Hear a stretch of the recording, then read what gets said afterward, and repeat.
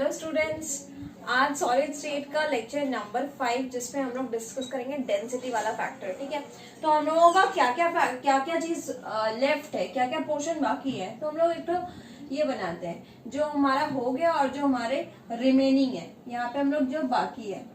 तो हम लोगों ने अभी सबसे पहले कंप्लीट किया है, हम लोगों ने कंप्लीट किया है कि सॉलिड क्रिस्टलाइन और एमरफस डिस्कस कर लिया है। क्रिस्टलाइन सॉलिड क्या है और एमरफस सॉलिड क्या है, ये लेक्चर नंबर 1 में आप लोगों ने डिस्कस किया।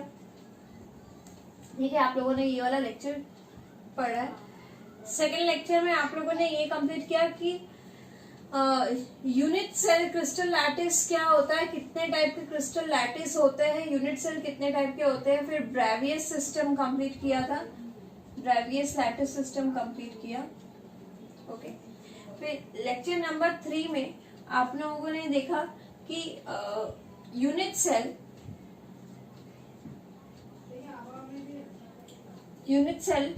का नंबर ऑफ एटम्स कितने कंटेन है, number of atoms in a unit cell. ठीक है, और फोर्थ वाला जो क्लास किया था, फोर्थ वाला क्लास आपका था पैकिंग था।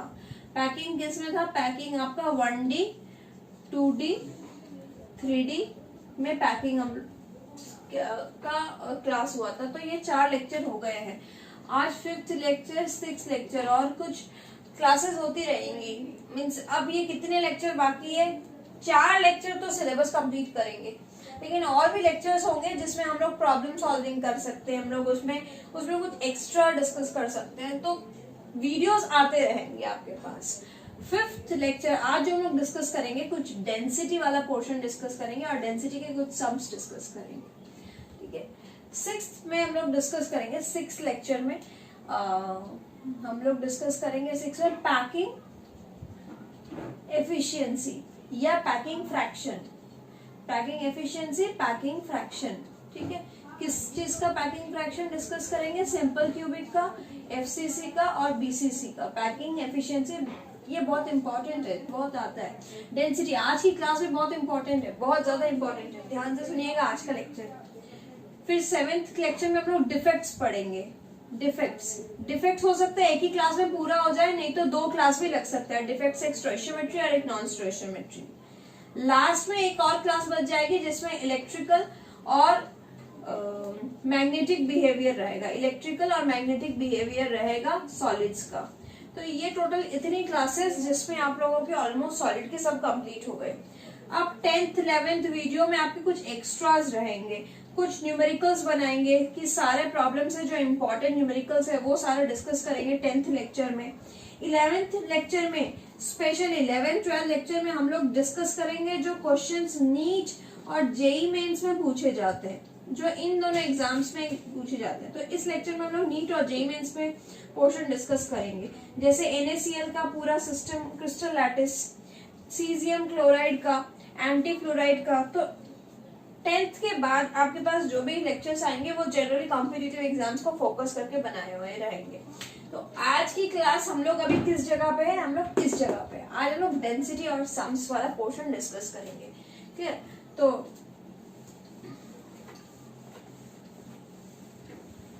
डेंसिटी और ये उसके न्यूमेरिकल्स करेंगे। तो आज की क्लास में बहुत इंपॉर्टेंट, बहुत बहुत बहुत इंपॉर्टेंट, यहाँ लिख देते हैं हम, इम्पोर्टेंट स्टार्ट कर देते हैं।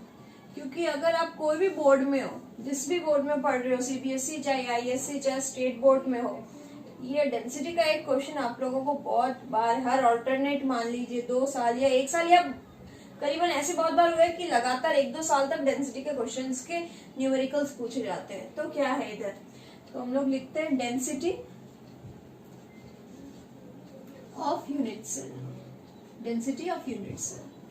Clear, density of unit cell. पहले तो फॉर्मूला डिराइव करते हैं कि फॉर्मूला कहाँ से आता है। तो डेंसिटी का फॉर्मूला आप लोग सब जानते हो कि फॉर्मूला होता है density is equals to mass by volume, mass by volume, mass by volume. यानी हम लोग को वॉल्यूम चाहिए और मास चाहिए डेंसिटी के फॉर्मूले में। तो हम लोग सबसे पहले वॉल्यूम इजी है। एक क्यूब का वॉल्यूम कितना है, एक क्यूब है आपके पास,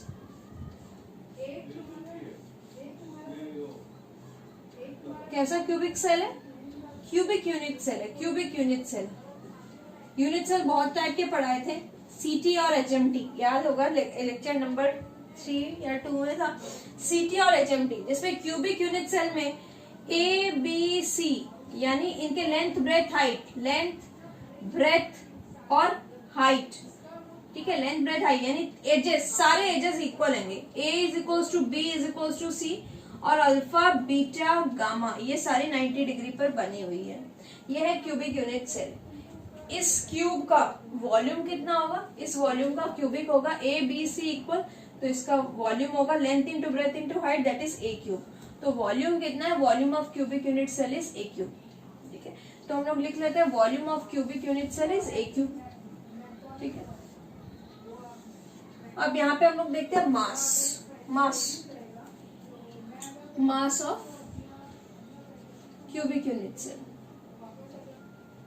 अब आपको क्या लगता है कि ये जो क्यूब बना है इसका मास किस पर डिपेंड करता है? जो यहाँ पे क्यूब बने होंगे क्यूबिक यूनिट सेल, उसका मास किस पर डिपेंड करेगा? उसका मास डिपेंड करेगा उसके भीतर जो एटम्स है, उसके भीतर जितने एटम्स है, तो इसके भीतर एटम्स का ही मास होगा।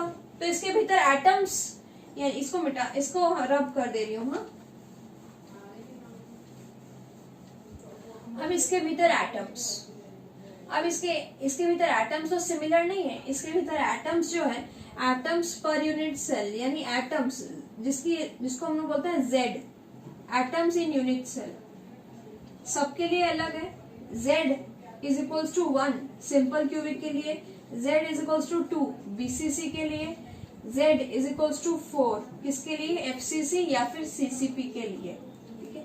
तो ये सारी एटम्स का जितना वेट होगा, मास होगा, उतना ही उसका मास होगा क्यूबिक यूनिट सेल का। तो मास हम लोगों को करना है z multiplied by mass of that atom, mass of atom. अब एक एटम का मास यानी ये जो भी एटम रहेगा उसका मास, अब एटम कोई भी हो सकता है, सोडियम हो सकता है, कॉपर हो सकता है, कुछ भी हो सकता है। तो मास कैसे निकलता है?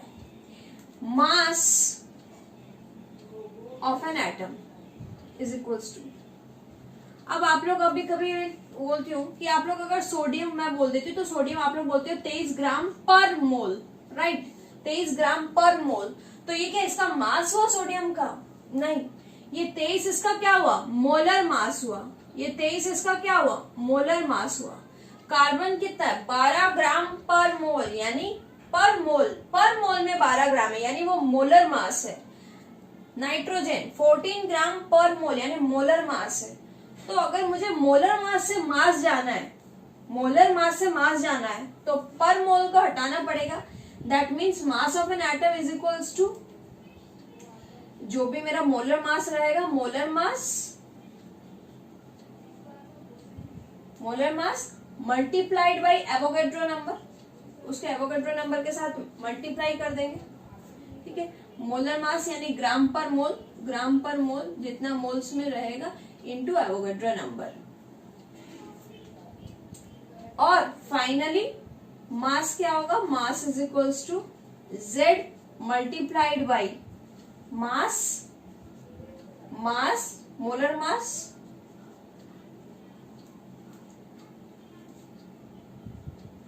मल्टीप्लाइड बाई एन, ठीक है। तो अब इन चीजों को हम लोग पूरा कंबाइन करते हैं, ऊपर वाले फॉर्मूला में हम लिखते हैं क्या किए, वॉल्यूम तो हम लोगों ने कर लिया ए क्यूब। अब मास के लिए बहुत ध्यान से देखिए, मास ऑफ यूनिट सेल क्या करेंगे, z into mass of an atom, एक मास ऑफ एन एटम, ठीक है। तो मोलर मास यानी पर मोल निकाला हुआ एक मोल के लिए, ठीक है, एक मोल के लिए। लेकिन मुझे एक मोल के लिए नहीं निकालना है, मुझे एक एटम के लिए निकालना है, एक एटम के लिए निकालना है। ये कितने एटम्स के लिए है, ये एवोगैड्रो नंबर ऑफ एटम्स के लिए है, ठीक है।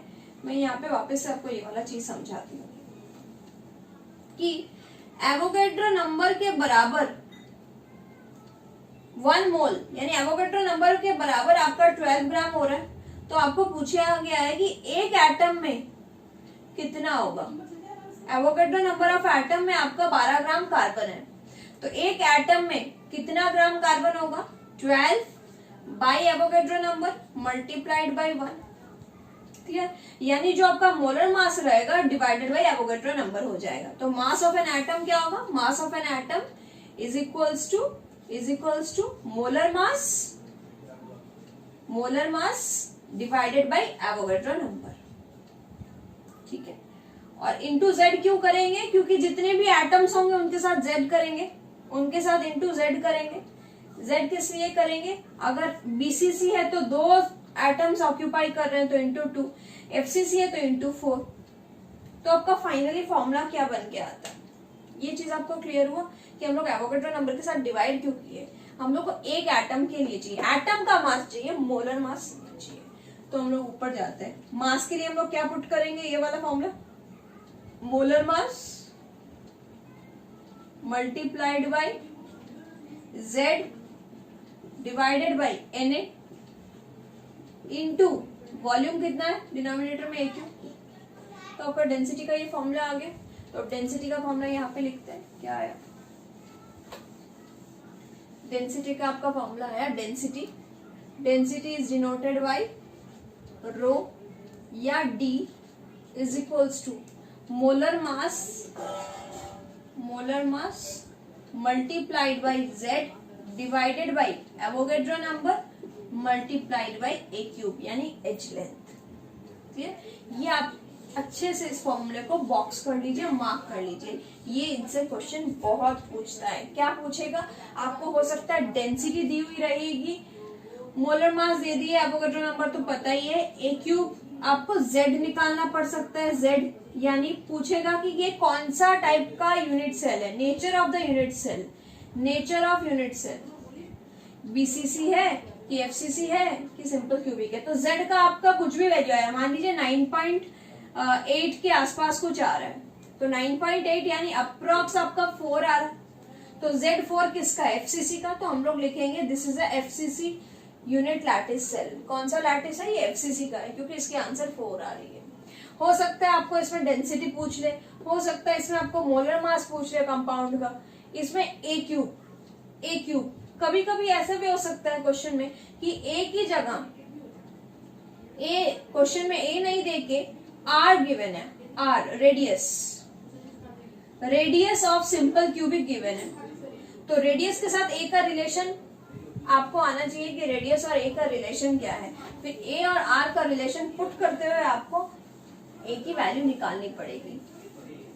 तो ये यहाँ से कुछ क्वेश्चंस बनेंगे जो आपको ध्यान में रखते हुए काम करनी है कि इनमें से कुछ भी पूछ सकता है। अब आपको कुछ पैरामीटर्स की डेंसिटी आपको मान लीजिए ग्राम पर सेंटीमीटर क्यूब में दी हुई है, ठीक है, और मोलर मास किस में होगा? ग्राम पर मोल, सबकी यूनिट्स लिख दे रहे हैं। जेड का कोई यूनिट नहीं, एवोगैड्रो का यूनिट है मोल इनवर्स। ए क्यूब भी आपका, फिर अगर ये सेंटीमीटर है तो ये क्यूबिक सेंटीमीटर होगा। इन दोनों को एक ही यूनिट में रखिएगा। मान लीजिए आपका मान लीजिए आपको ए पिकोमीटर में गिवन है, तो आपको पिकोमीटर से सेंटीमीटर में कन्वर्ट करना आना चाहिए। दैट इज क्लियर हो रही है बात? समझ में आ रही है? क्या समझ में आ रही है कि यूनिट्स लिख रही हूँ मैं, यूनिट्स लिख रही हूँ। ये है ए, एज लेंथ अगर पिकोमीटर दी हुई है, पिकोमीटर में ए आपको पिकोमीटर में दी हुई है और आपको डेंसिटी ग्राम पर सेंटीमीटर में दी हुई है, तो आपको पिकोमीटर को सेंटीमीटर में कन्वर्ट करना पड़ेगा। तो लिख लीजिए एक बार conversion. 1 picometre is equals to 10 to the power minus 12 metre is equals to 10 to the power minus 10 centimetre. अगर आपको आर्मस्ट्रॉन्ग में वैल्यू दी हुई है तो 10 to the power minus 10 metre, 10 to the power minus 8 centimetre. अगर नैनोमीटर में दी हुई है तो 10 to the power minus 9 metre is equals to 10 to the power minus 7